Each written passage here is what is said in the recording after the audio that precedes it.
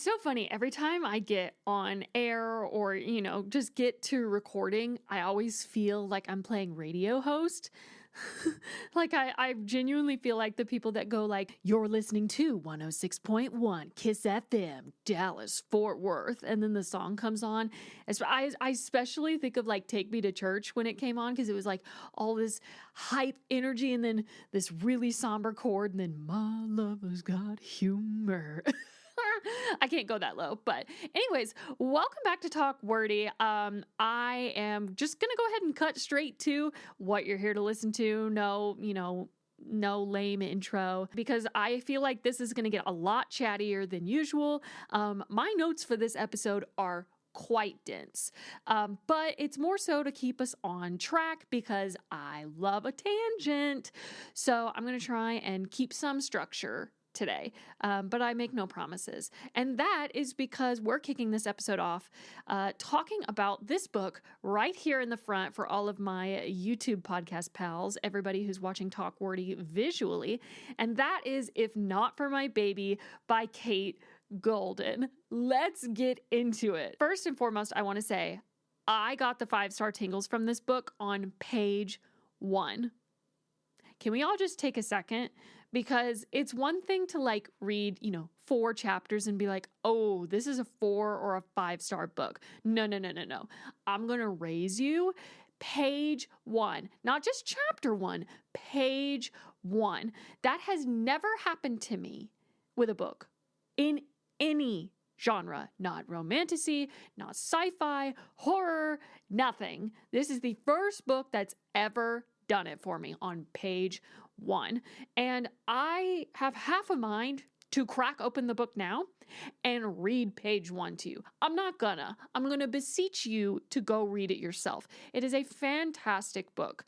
On top of that, I don't remember exactly where I was, but I just remember the feeling that it invoked. I remember some of the first ever promo that Kate did on social media for this book. And even though it wasn't releasing for at least another year, okay? I mean, traditional publishing, it's a slower pipeline. I don't even know if her other fantasy books were even done, like that trilogy. I don't even know if that trilogy was wrapped up yet when she started promoting this. All I remember, there were no character names yet. There was just like vague artwork. Maybe there was a cover reveal. I don't know, but I saw it and I was sad. I knew immediately I was the target audience for this book. I should have been groveling and sobbing and holding out some kind of pot, alms to the poor style, just to try and get an arc for this book, because knowing I went 25 years of my life without this book physically pains me when I stew on it for too long. But yeah, something about the way that this book started in media res, which for all of the people who didn't pay attention in English class, that basically means that the book starts in the middle of the action. If I remember correctly, and I do, I was just trying to sound humble, but I definitely reread chapter 1 before sitting down to record this. The book starts with her going on this kind of ramble about how like love is fickle and love just like is antiquated on a first date. Like she is making this date go terribly, whatever grammar is. I'm an author. Ugh. And it cracked me up because she was so verbose and wordy, and her date was just sitting there like, excuse me? It was just, I loved seeing a chatty woman representation. It really warmed my heart. Oh yeah, speaking of which, do you know how talented of a writer you have to be to use big, brainy words to practically breathe out a thesaurus onto the page and make it digestible for the everyday reader? Do you know how difficult it is without sounding forced? Because there are definitely books out there where that author went into their Word doc or whatever and did that little right-click synonym feature. As a baby writer, I definitely did that a time or two. I hope Kate sees this for whatever reason.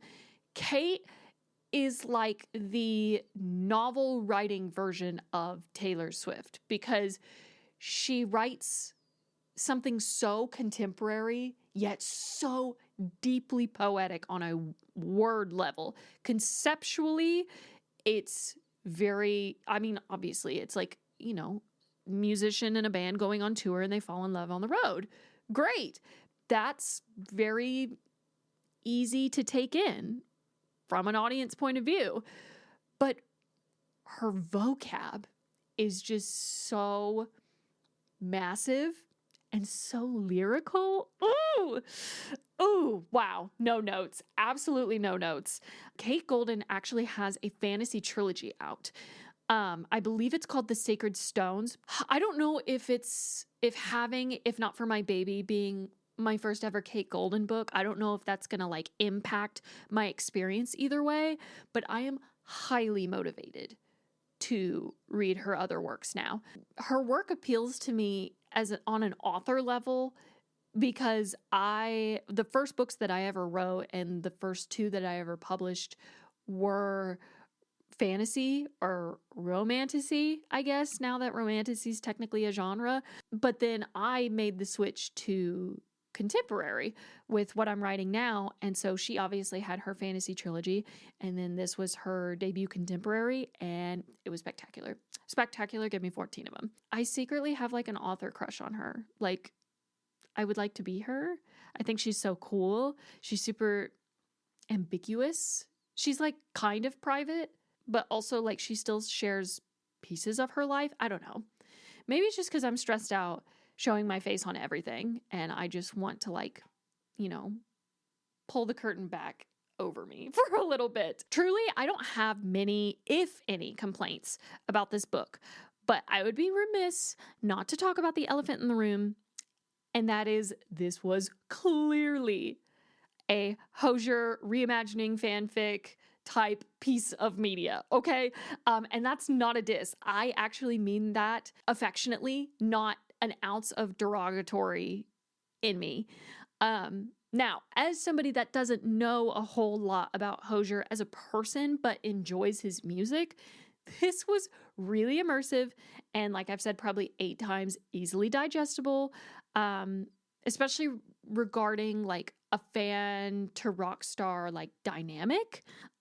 Yeah, it's clear that the source material was Hozier, but honestly, what a musician to pick. I feel like we get a lot of like, I've been seeing a lot of Taylor Swift, Travis Kelce reimagined romances, and great, but like that's low hanging fruit. It's right there. Of course you're going to do that. I've probably seen some Harry Styles, obviously, like, all the One Direction fanfic, whatever. But I really like that Hozier in specific is mainstream, but a little alternative to where like not everybody is all over him. Symbolic, but still able to be seen as his own unique individual. And that part I'm talking about like the actual book, like If Not For My Baby, compared to Hozier, the real life person. Halloran is his name in the book.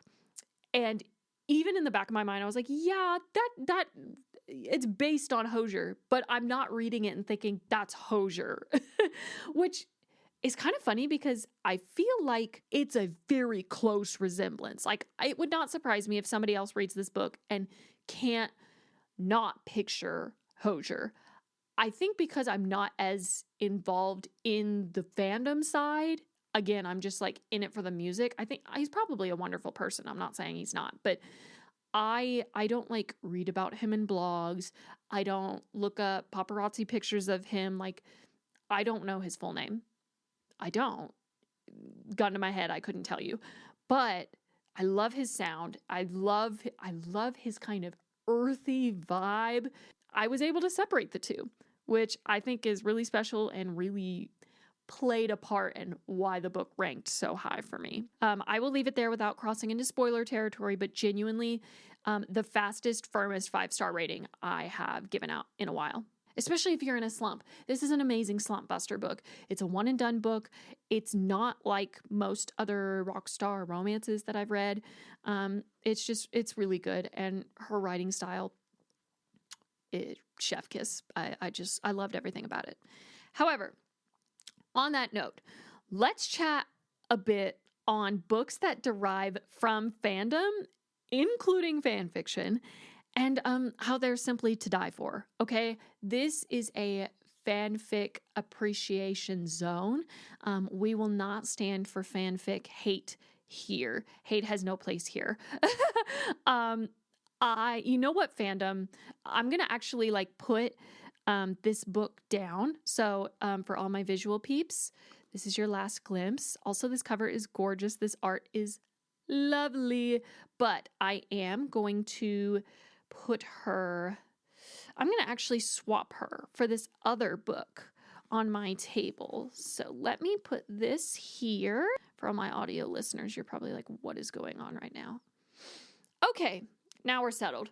So why am I making the switch of my book display, you may ask?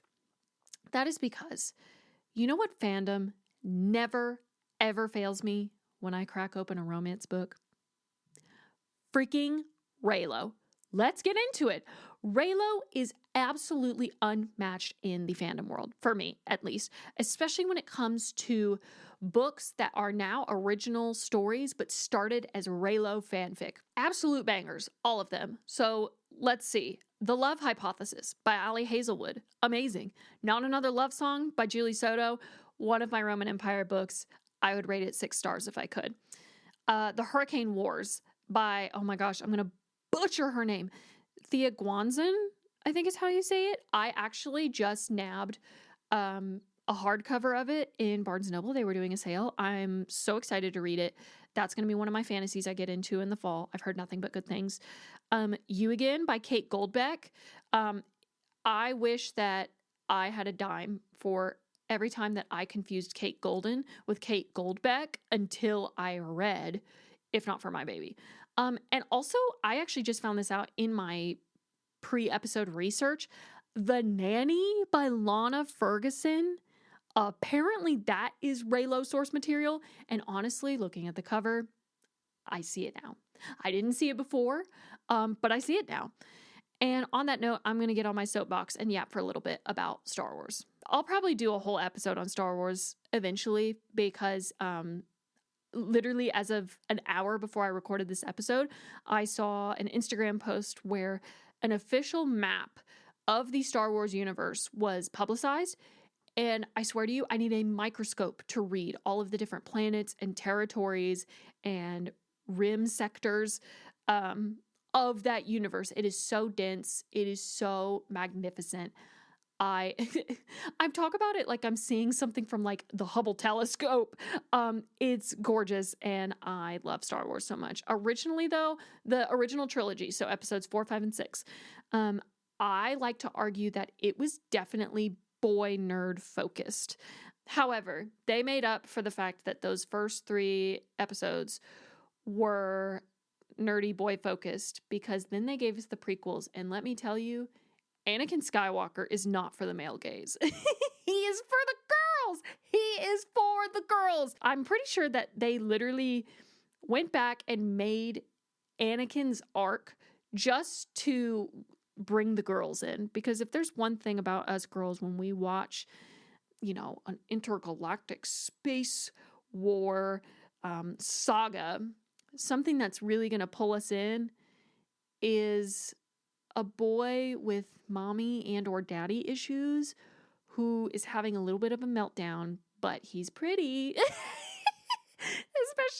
especially in Revenge of the Sith.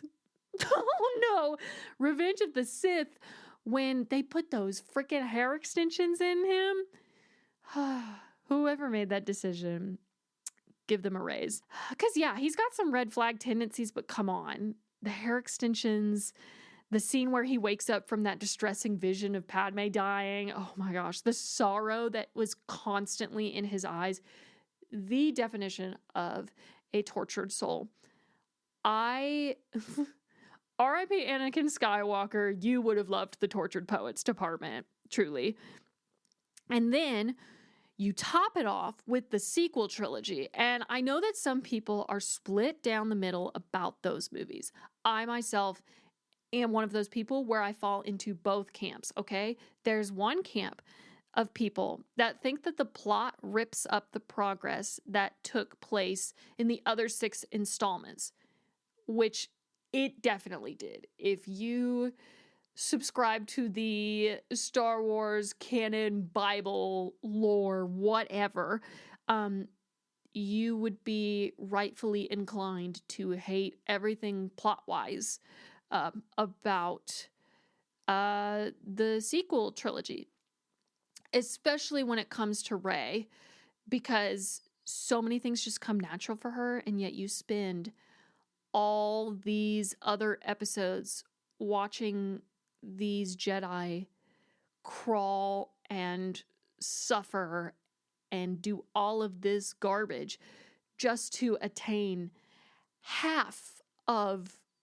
what comes so easily to her with like little to no consequences, might I argue. But then there's the other camp of people that don't care because the casting was just melt in your mouth delicious. Like I said, I reside in both of those camps.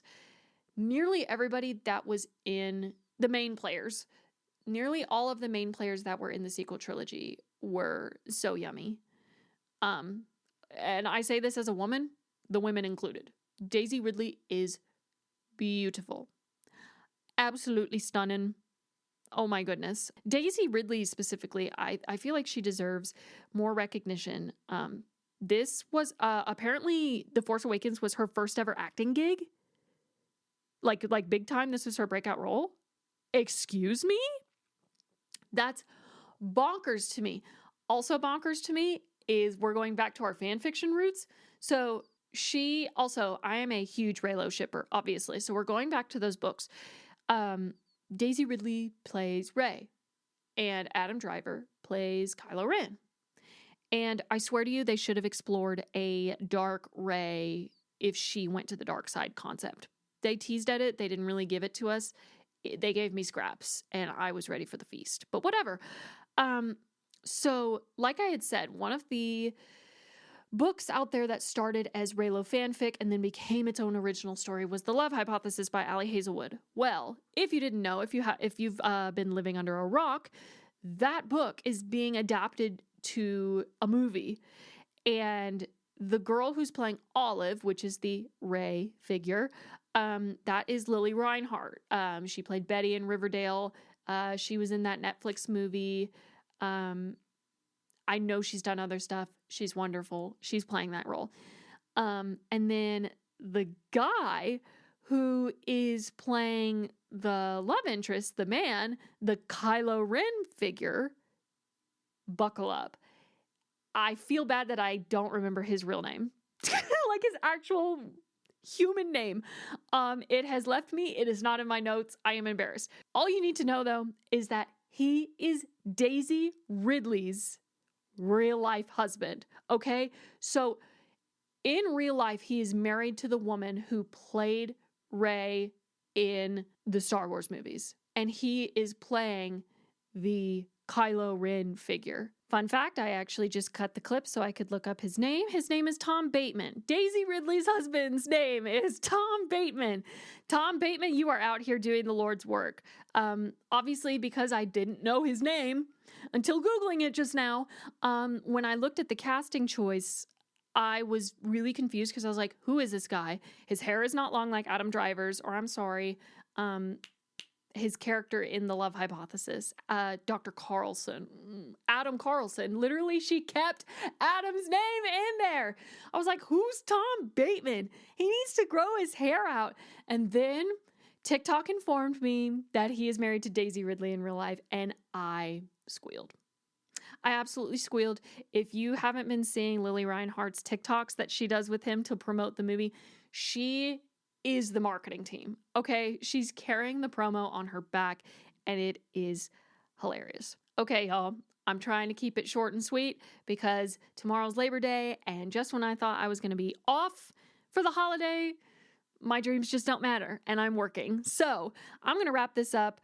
Let's get into, before we close out, let's talk about my word of advice for the episode. And that is, if you are a writer and your purpose is to craft words, try not to place your entire identity in the numbers side of things, sales, signings, rankings. If you wrote a book just because you love to write, really try to preserve that passion, because there are authors out there that write books solely with the main intent of being a bestseller or selling X amount of copies or whatever. And I think that that will drive a person to burnout faster than you writing just because you love it.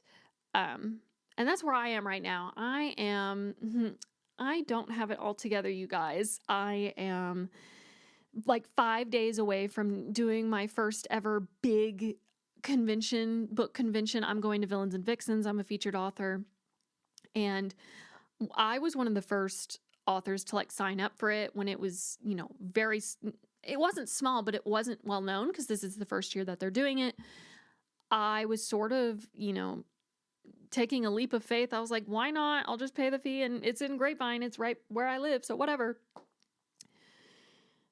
And now that it's like the week of, I am so tired. I work a job in social media. And so doing social media as an author, I am so exhausted, and I decided to upend my entire posting schedule to post, when I'm not depleted of all my energy. And I lost so many followers. Okay. And I understand that followers really don't matter, but losing a bunch of followers right before a big book convention, it feels worse than a breakup. It genuinely devastated me, and I feel like a deflated balloon coming into this big event that I have spent the last year and a half getting so excited for, thinking it would never come. No way am I going to be 25 years old and blah, blah, blah by the time that this event comes around. And here we are.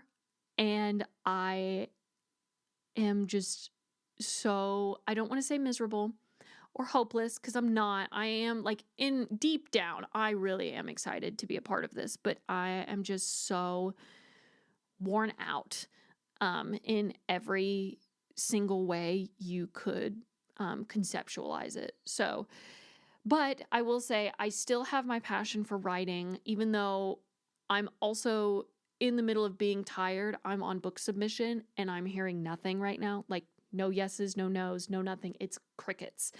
And trying to write my next book, there are so many ways that I can go about depleting my entire life force, but I write because I love it. I don't write to have a certain status or have a certain amount of followers or whatever. So, this word of advice is mainly for me, but also for anybody else who's listening, who's a writer, no matter what level they're at. So, keep writing because you love it. Try not to focus on the numbers side of things. You handle and create words for a reason. I like to tell people I do the alphabet and then my husband does the numbers. That's just how we work. I feel like it's sort of like the olive theory from How I Met Your Mother. Like one person loves olives and one person hates olives. I feel like I hate numbers. I hate them. I don't want any part of numbers. And that's what my husband is for.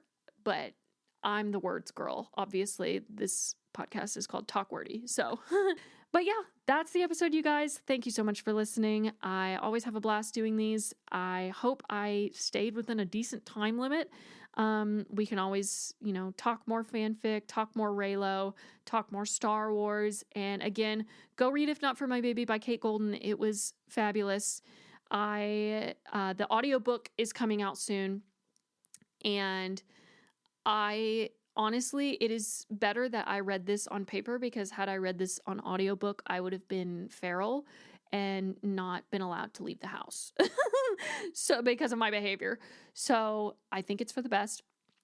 But go read it, or if you're an audiobook girl, wait for it to come out.